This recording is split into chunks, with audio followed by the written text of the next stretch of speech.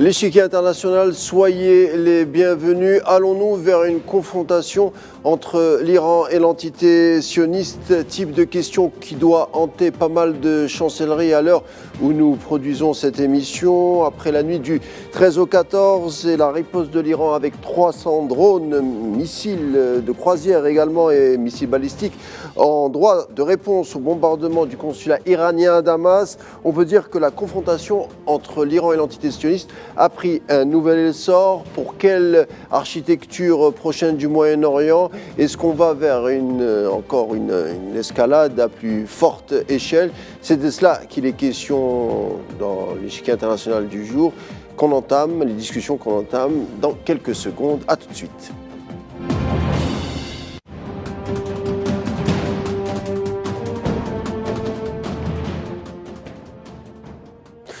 Alors justement, pour faire le point de la situation, est-ce qu'on va vers une guerre ouverte entre l'Iran et l'entité sioniste ou une surenchère à plus basse échelle? On fait le point avec Akram Belkaïd, rédacteur en chef du Monde diplomatique et spécialiste du monde arabe. Akram Belkaïd, bienvenue, merci d'avoir accepté notre invitation. Bonsoir, merci pour votre invitation. Alors, Monsieur Akram Belkaïd, vous avez animé il y a quelques jours une conférence, je crois, autour des perspectives de paix à Gaza, mais également au Moyen-Orient. Vous avez fait une historique sur les racines des confrontations qui ont traversé donc cette zone. Mais c'était avant la riposte iranienne. Et vous avez fait une conclusion en disant que peut-être que la paix au Moyen-Orient devrait obéir à une certaine architecture, mais vous avez omis de mettre les bombardements iraniens. Est-ce qu'aujourd'hui, si vous devez refaire cette conférence, est-ce que vous l'esquisserez d'une manière un peu différente?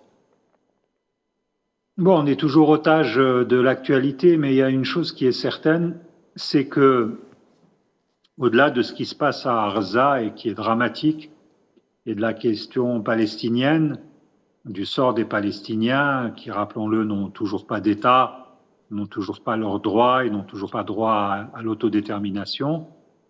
Ce qui structure aujourd'hui en partie les relations internationales, en tout cas les relations dans la région du Proche-Orient et du Golfe, c'est l'opposition latente entre, d'un côté, la République islamique d'Iran et de l'autre, Israël. L'affrontement est programmé. Ça date pas d'hier. Ça fait plus de 2 décennies que on sent monter de manière régulière des tensions avec des bombardements, des assassinats ciblés, des officiels iraniens qui sont ciblés. Tout ce qu'on a connu autour du programme nucléaire iranien que les Occidentaux cherchent absolument à stopper. Et donc, il est évident que la logique de confrontation entre Tel Aviv et Téhéran, elle est inscrite dans les tablettes depuis très longtemps. Et depuis très longtemps, les Occidentaux ont tout de même tout fait, ont essayé d'empêcher que cela n'arrive. On a eu des épisodes par le passé qui ont montré que il y avait des projets de bombardement israéliens en Iran, qu'il y avait la volonté de stopper absolument le programme nucléaire, mais qu'à chaque fois, les pays occidentaux et les États-Unis en tête ont essayé d'arrondir les angles et surtout ont aussi ouvert des canaux de négociation directs ou indirects avec l'Iran, et ça s'est traduit par le fameux accord sur le nucléaire de 2015. Accord que Donald Trump s'est empressé de torpiller dès lors qu'il est arrivé à la présidence. Ce n'est pas un hasard si aujourd'hui on parle, ou on parlait avant le 1er avril, date où l'aviation israélienne a bombardé le consulat iranien à Damas, si à ce moment-là, juste avant, on parlait de négociations indirectes entre les États-Unis et l'Iran qui se déroulaient dans l'un des pays du Golfe. Donc vous voyez, à chaque fois, l'affrontement, au-delà de la question palestinienne, qui encore une fois est fondamentale, au-delà de cette question, on a une logique d'affrontement qui n'est pas nouvelle et qui se nourrit, si vous voulez, des péripéties, des événements qu'on peut connaître sur le terrain. Et effectivement, dès le 7 octobre, les Israéliens ont accusé sans preuve sans même avancer le moindre bout de preuve, de l'implication de l'Iran dans l'attaque du Hamas. En effet, ça n'a jamais été prouvé. Et ça ne répond pas simplement à une mise en accusation, ça relève d'une logique de mise en cause quasi permanente qui tend à désigner comme ennemi numéro 1 de Tel Aviv la République islamique d'Iran. Alors revenons, si vous le voulez bien, sur la riposte iranienne, présentée par les médias occidentaux comme une grande victoire militaire sur l'Iran, de l'entité sioniste ainsi que ses alliés occidentaux. Mais est-ce que c'est vraiment le cas? L'Iran a indiqué qu'il savait comment percer le système de défense antimissile. On sait que l'Iran envoyait des obus facilement, entre guillemets, interceptables, ainsi que des drones. Et au milieu de cette salve, il y avait de vrais missiles, comme les fameux missiles Khaybar, qui, eux, ont atteint leur cible, comme l'importante base aérienne dans le Negev. Alors, je vous pose la question, subtilement, est-ce que l'Iran a démontré bien entendu sa puissance, mais aussi est-ce qu'elle n'a pas démontré également qu'elle avait les capacités, malgré tout, de faire mal, très mal à l'entité sioniste? Écoutez, là, on est aussi dans le domaine, pour dire les choses le plus directement possible, on est dans le domaine des propagandes opposées. Les Israéliens ont tout intérêt à dire que ils ont tout arrêté, c'est ce qu'ils disent, qu'ils ont arrêté 90% des projectiles, et les Iraniens ont tout intérêt à dire que leur attaque a réussi à bien des égards, d'une part parce que ça leur a permis de tester les défenses israéliennes, le fameux dôme de fer, et que deuxièmement, l'investissement financier pour les uns n'a rien à voir avec celui des autres. Mais par contre, les missiles iraniens ont bel et bien touché la base aérienne dans le Negev. Ça, c'est clair. Mais il est encore trop tôt, et peut-être qu'il faudra du temps pour connaître l'étendue réelle des dégâts infligés par les projectiles iraniens. Par contre, ce qu'on sait, c'est qu'il y a un coût important qu'a été obligé de dépenser Tel Aviv, savoir près d'1 milliard de dollars, 5,2 milliards de shekels, c'est 1 milliard de dollars. Et on voit très bien que ce que les Iraniens ont envoyé, il y a beaucoup de drones, il y a certes quelques missiles, mais il y a surtout beaucoup de drones avec des charges explosives. C'est le même système qu'on peut voir aujourd'hui sur le théâtre militaire qui oppose l'Ukraine et la Russie, c'est-à-dire des engins balistiques vraiment à coût faible et qui ont eu pour avantage de tester les défenses du territoire de la défense aérienne israélienne. Ce qui est certain aujourd'hui, c'est que l'Iran a adopté une démarche, je dirais, à la fois de test, à la fois de réponse à ce qu'il a visé le 1er avril, mais aussi les Iraniens ont voulu adresser comme message le fait qu'ils ne voulaient pas provoquer de morts civiles, qu'ils ne voulaient pas provoquer des destructions massives. Et j'en veux pour preuve le fait que, visiblement, plusieurs chancelleries ont été avertis à l'avance de ce que les Iraniens allaient faire et du moment où ils allaient déclencher leur offensive. Les Américains étaient informés dès samedi. Les Américains ont reconnu avoir été informés. Visiblement, d'autres chancelleries occidentales l'étaient aussi. Et donc, selon les informations dont on dispose, les autorités iraniennes ont fait passer le mot via la diplomatie suisse, selon lesquelles, pour eux, l'affaire est close. On les a attaqués, ils ont répondu. Bon, ça, c'est ce que veulent les Iraniens. Aujourd'hui, la grande interrogation, c'est qu'est-ce que le gouvernement de Benyamin Netanyahou va faire? Parce qu'on sait très bien que pour Benyamin Netanyahou, plus la guerre dure, et plus c'est pour lui l'assurance de rester au pouvoir.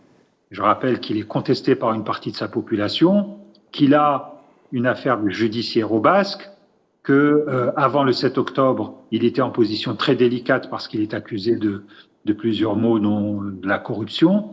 Et donc, pour lui, c'est la fuite en avant. Et aujourd'hui, toute la question, et personne n'a encore la réponse, c'est de savoir quelle va être la riposte à la riposte. Ce que vous êtes en train de nous dire, Akram Belraïd, c'est que Netanyahou serait comme Néron avec Rome, c'est-à-dire qu'il serait capable de tout emporter pour une survie politique, voire pour des calculs personnels, c'est ça?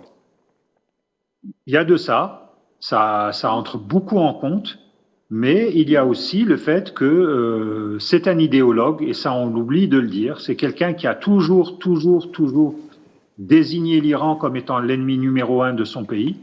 Et donc, il y a à la fois du calcul politique, de la survie politique, mais il y a aussi de l'idéologie. Et d'ailleurs, une partie de son cabinet, le fameux cabinet de guerre, est pour une réponse encore plus dure à ce que j'appelle, moi, la riposte à la riposte. Alors, on va en parler. 2 minutes. On va en parler. Les Américains... Oui. Vous allez nous le dire dans un moment. Si vous y croyez justement à cette riposte, les alliés occidentaux de l'entité sioniste comme Joe Biden, le président américain, y est opposé. Pas de déclaration officielle de Netanyahou pour l'instant, lui d'habitude qui est si prolixe.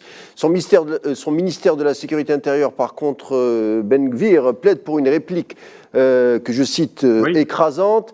Le Royaume-Uni et la France prennent leur distance, mais avec une nuance. David Cameron a exclu à une participation à une éventuelle riposte sioniste. Emmanuel Macron appelle à éviter un embrasement régional.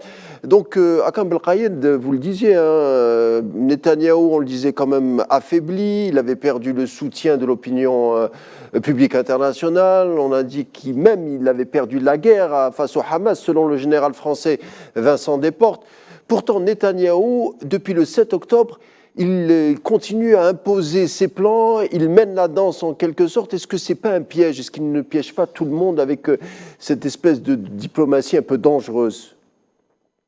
C'est quelqu'un pour qui suit l'actualité politique israélienne depuis longtemps et c'est quelqu'un dont je pense qu'il ne lâche jamais ses objectifs principaux. Il ne faut pas oublier que dans les années 90, au moment où il y a eu les accords d'Oslo, c'est quelqu'un qui a décidé, qui torpillerait les accords d'Oslo. Et je vous rappelle que dans les années 90, c'est lui qui mène la campagne de déstabilisation contre le gouvernement travailliste qui s'est achevée par l'assassinat de Rabin et qui a débouché quelques mois plus tard sur l'arrêt du processus de négociation.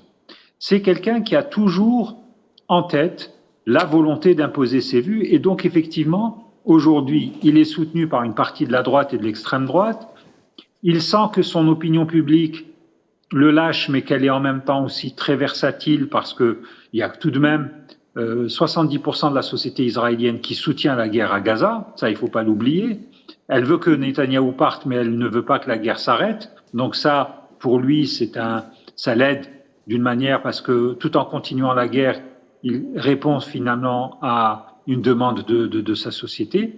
Et c'est quelqu'un, encore une fois, qui, depuis maintenant la première fois où il a été élu Premier ministre et où il a commencé à avoir une activité internationale, n'a jamais cessé, je dis bien n'a jamais cessé, de réclamer que l'Iran soit sanctionné, voire que l'Iran soit attaqué au prétexte que l'Iran se préparerait à avoir la bombe atomique. Alors je vous pose la question, justement, est-ce que vous y croyez, vous, à une surenchère, à une guerre, on va dire les choses franchement, à une guerre avec l'Iran?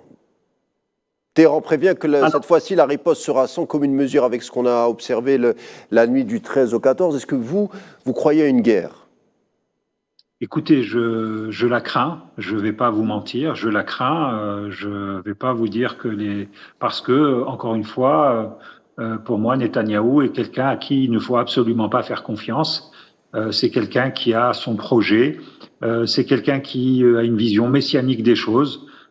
Pour lui, une grande crise au Proche-Orient serait l'occasion de régler leurs comptes à la fois aux Iraniens, de régler leurs comptes à la fois au Hezbollah libanais et de régler leurs comptes aussi à une partie des Palestiniens en provoquant ce qu'ils cherchent à faire depuis le 8 octobre, c'est-à-dire l'exode de Palestiniens en dehors de leur territoire, soit les renvoyer vers le Sinaï égyptien, soit les renvoyer vers la Cisjordanie. C'est des gens qui ont toujours considéré, et je le dis, je mets des guillemets parce que c'est leur propos, c'est des gens qui ont toujours considéré que le travail de 48 n'avait pas été terminé et qu'il aurait fallu se débarrasser de tous les Palestiniens, de tous les Arabes, comme ils disent, parce qu'en règle générale, ces gens-là, quand ils parlent des Palestiniens, ils utilisent rarement le mot palestinien, ils préfèrent dire utiliser le mot arabe. Bon, maintenant, pour faire la guerre à l'Iran, Netanyahou n'a pas tous les moyens de le faire, parce que l'Iran, c'est quand même loin, ça veut dire qu'il faut une force de projection qu'il n'a pas tout à fait, et là, il a besoin d'alliés pour le faire. Il a besoin de passer par des espaces aériens étrangers, il a besoin de ravitaillement, enfin les avions qui iraient bombarder éventuellement l'Iran ont besoin de ravitaillement en vol, etc., de protection, d'accompagnement, et ça, il n'y a pas beaucoup de pays qui sont capables de lui offrir, et donc les Américains pour le moment disent non, parce qu'ils ont d'autres chats à fouetter, parce qu'ils sont dans une campagne électorale, et donc Netanyahou, a toujours désespéré du fait qu'il n'a jamais réussi jusqu'à présent à convaincre les Américains de l'accompagner dans une attaque contre l'Iran.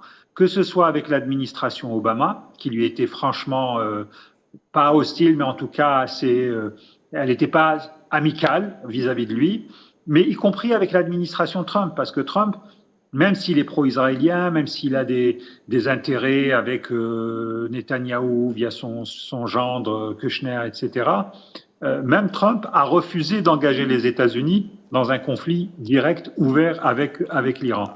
Mais Netanyahou n'a pas renoncé.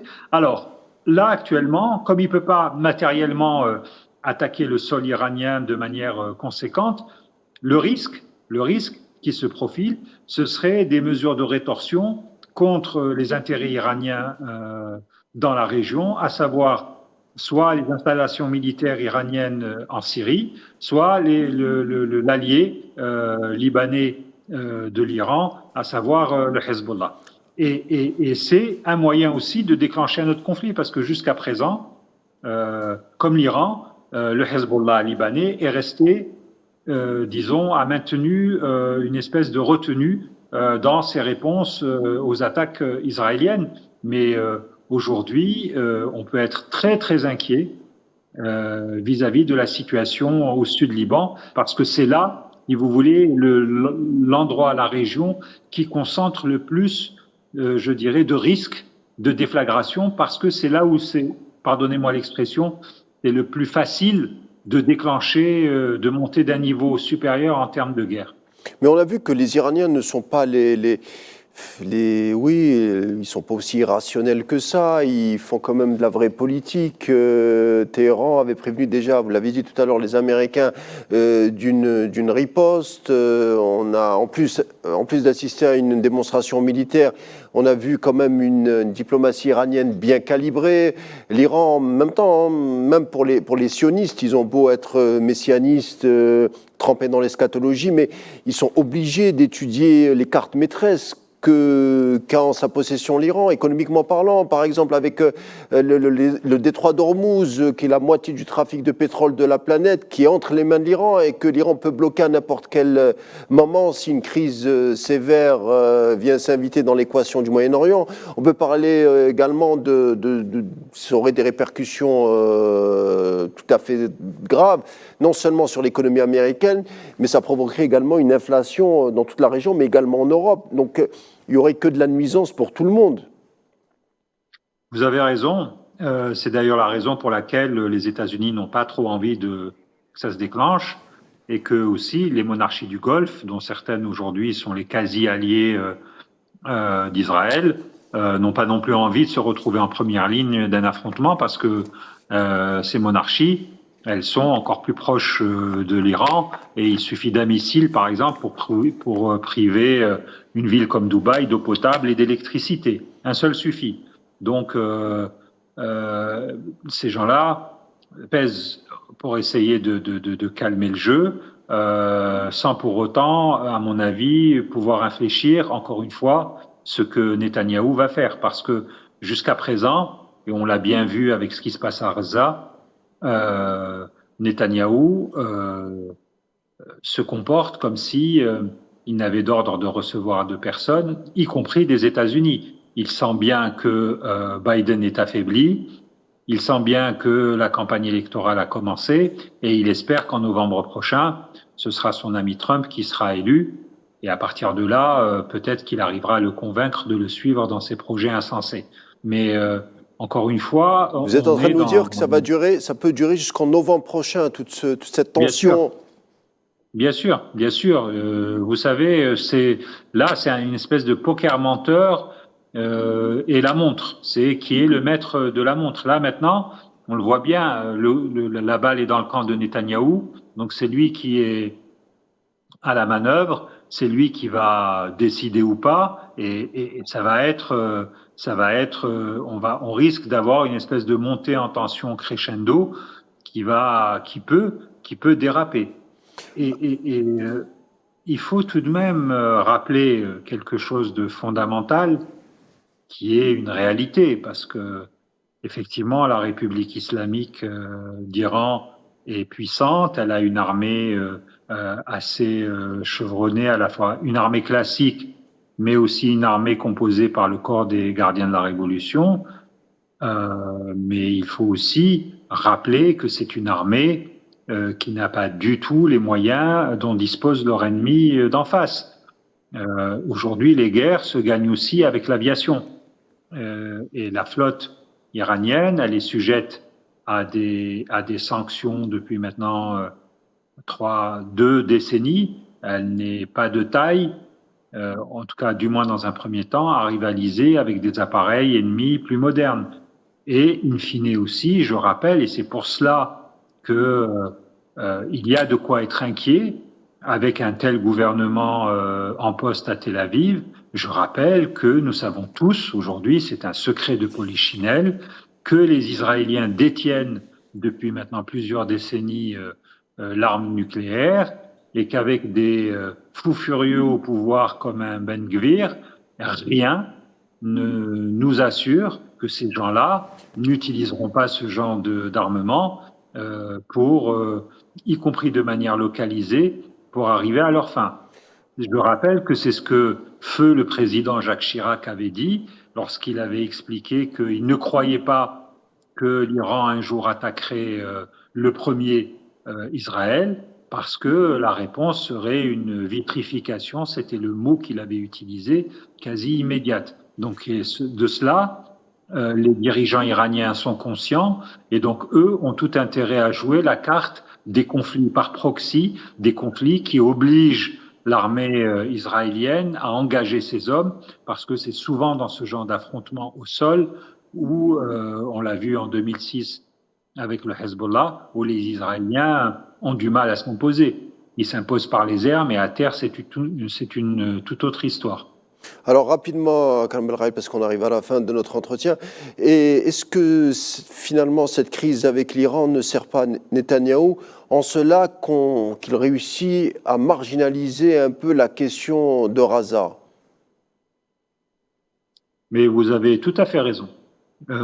Si vous regardez les revues de presse internationales, les télévisions, etc., y compris dans le monde arabe, on parle plus de ce qui s'est passé dans la nuit de samedi à dimanche que des bombardements qui continuent à Gaza. Et j'insiste là-dessus parce que souvent c'est oublié, et on oublie de dire aussi ce qui se passe dans la Cisjordanie. Territoire occupé. C'est-à-dire avec des attaques quasi quotidiennes de colons contre des villages palestiniens isolés, des villages d'agriculteurs, avec des pogroms, des voitures qui sont incendiées.